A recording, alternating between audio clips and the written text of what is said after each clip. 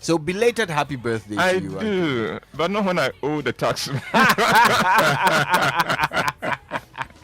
Well, the taxman may just be lurking around somewhere. But maybe this is how to bring down your tax burden. Let him justify. Let him justify the payment. No, for the record, I'm not asking for any justification. Before we put Uncle Boy into any trouble. There's one thing. I'll tell you something when it comes to taxes. Oh goodness! No, but of course, we're so excited. We hope you had a wonderful birthday. Oh, I did. Despite the fact that Winston did not fulfill his promise, but I did. Uncle, that one we'll discuss it off air. This is what he has been doing. Since he started writing in. If I were you, I will not pick this issue. Hey, let me keep quiet, please. Because Wankasa. Please, let's move on. Food for Thought is brought to you by Roverman Productions. Be the difference. And Uncle White's latest book, Let's Talk About Sex, Becoming One, is finally here, and it's a complete, easy-to-read manual on intimacy, romance, and sex. Are you already married? The book provides the refresher course you need on how to please your partner the more. Are you yet to tie the knot? Save yourself the pain and anguish of not satisfying your partner by grabbing a copy of the book and feeding on it. Are you looking for the best decent material on sex? Then look no further. Let's Talk About Sex, Becoming One by Uncle White is what to go for. Are you a parent or counselor wondering how to handle the subject of sex in an inclusive manner with your adult child or counselee? Worry no more. Get copies of this authoritative book on the subject. Grab a copy at the following outlets: Roverman offices at Osu and Kokomlimle front desk of Joy FM and Sunny FM, Shell shops at Airport, East Legon, Hacho Community, Tema Community 11, and Bachona Total Shop. Now, it's only 100 Ghana cedis, and for inquiries and orders, call 0505 546010 or WhatsApp on 0505 5546030. Or send an email to info@rovermanproductions.com or visit rovermanproductions.com/books. Roverman Productions, be the difference. And today's Mrs. Higgins' birthday. Yes. Yes. One of the most, I say that she's a credit to womanhood. Oh. And for those of us who know her, she never ceases to impart, never ceases to inspire, never ceases to support. And see, Auntie Hagan, happy birthday. May this be your best year yet. Amen. And to COP Dampari, good morning. Yes. Good morning. I need to salute you, but until you pass by and let me salute you. And then you can come and collect your salute. This morning, I want to talk about the Esau syndrome.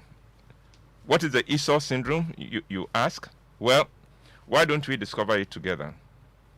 We know Esau in the Bible. He was a twin brother of Jacob, but he was the firstborn.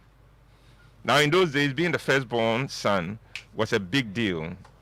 To the firstborn son belonged the inheritance of his father, and it was to the firstborn that the blessings of the father also went. Now, Esau and Jacob were twins, but they were two very different personalities. Apart from the fact that they had the same parents, the same gender, and the same birthday, they had nothing else in common. Esau was an adventurer with a wild streak in him. Jacob was a typical stay-at-home, stay-out-of-trouble kind of mama's boy, much like Winston, if you compare him with Kojo. If you like... Yes, you are right. If you like, Esau was a National Geographic kind of guy, whilst Jacob was a soap opera or soccer kind of guy. Esau was a wild beast, and Jacob was a domestic animal. One day, Esau returns from one of his adventures, famished. He finds his brother cooking. He says to him, "Give me some of that stew." Jacob says to his brother, "I'll give you the food on one condition. You have to sell me your birthright." Esau responds with scorn. I'm about to die from hunger. What good is a birthright? If that is what you want in exchange for the food, you can have it. Jacob says, no, so fast. Formalize the transfer of the birthright with an oath. And Esau swears an oath, relinquishing his place as the firstborn to his brother Jacob.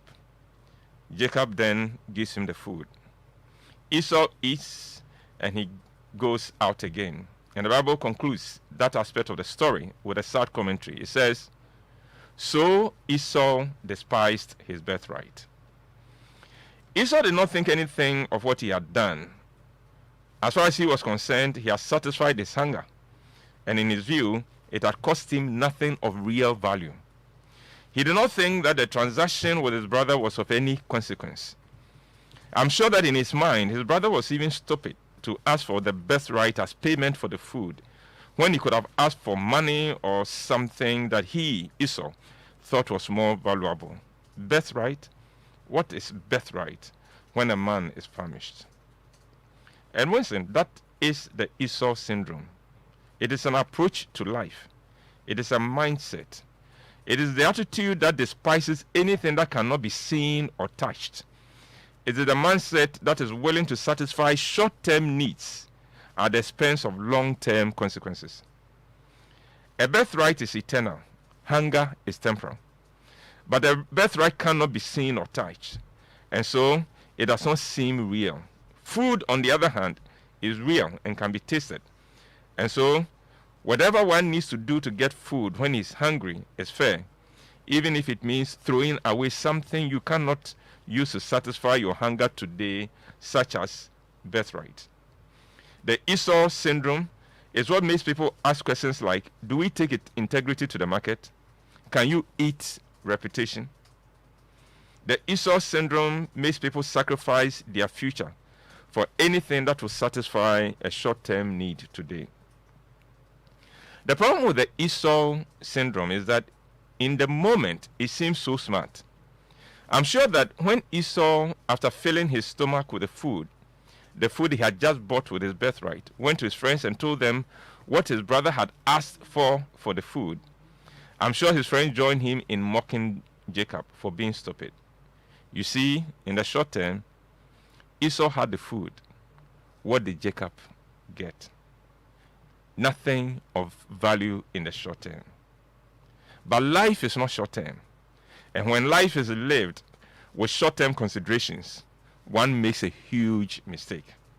So, years later, Isaac, their father, senses the end is near for him, and he knows that he must, quote-unquote, anoint his first son to receive not just his inheritance, but his blessings as well. It is interesting that Isaac has no idea of the deal his sons have made with each other. He has no idea that Esau has sold his birthright to Jacob, and so he calls Esau and tells him that he wants to activate the blessings of the birthright for him, Esau. Esau, on his part, has either forgotten that he has sold that birthright or he has decided to disregard it. He does not tell his father, oh, Dad, you know, technically I'm no longer your first son, so you may want to bless Jacob, who is now the firstborn. Esau did not say that. The man who had despised his birthright now wanted the blessings that went with it. Now, the birthright meant everything to him, but he had forgotten that he had given it away for one meal. I'm talking about the Esau syndrome because I'm afraid that there's a lot of that in Ghana. Ghanaians have come to the point where nothing matters if it will not help us solve short-term needs. If it will not help me satisfy my hunger today, it is of no use. If I cannot use it to buy food and clothes and cars and houses, it is of no use. Only money and what money can buy seem to matter in Ghana. And for these, we are prepared to sell our quote-unquote birthright, our consciences, our dignity, our reputation, our destiny, even our souls, just for the bribe, the payola, the fraud, the kickback to live big today. So, Ghanaian officials are prepared to sell the nation just for quote-unquote stew. Why are we struggling with polluted rivers, for instance? Answer: because some officials have sold their quote-unquote birthright as Ghanaians for quote-unquote the stew of a few dollars. Why is anything broken down in Ghana? Answer: because those responsible have sold their birthright as stewards of the future of Ghana for quote-unquote Jacob's stew. There are people with platforms who for a little stew will sell their reputation and wage a campaign of mischief against anyone someone wants to destroy. The technical term, I believe, for that is guns for hire.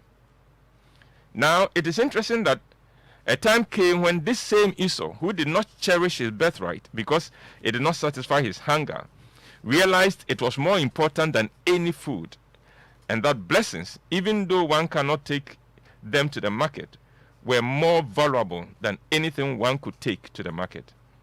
When that time came, he sought for the blessings of the birthright with tears, but it was too late. He had lost it.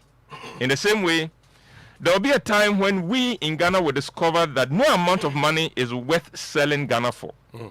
There will be a time when we will all discover that integrity may not go to the market to help us satisfy short-term needs, but integrity is more valuable than anything we can take to the market. Oh, there will be a time when we will discover that there is no profit in taking a few dollars to allow foreigners and unscrupulous people to steal from Ghana and get away with it. That time would definitely come. Sure. But if we do not overcome the Esau syndrome, then when that time comes, we will have nothing but tears for embracing the Esau syndrome. I hope that a word to the wise is still enough. Thank you very, very much. And I like how you end it. A word to the wise. I hope. Is still enough. It's It still should enough. be enough. And so let us not behave like Esau. Because we will regret it. Exactly. He did. Thank you very, very much, Uncle White, for joining us with Food for Thought here on the Super Morning Show on Joy 99.7 FM. And now time for the Joy Business Minute. It's brought to us by Consolidated Bank Ghana, CBG. We stand with you, and Vodafone. Together we can. Hello, welcome to the Joy Business Minute. My name is Daryl. It's brought to you by Consolidated Bank Ghana. We stand with you. The Bank of Ghana has given approval to 11 out of 23 banks to pay dividends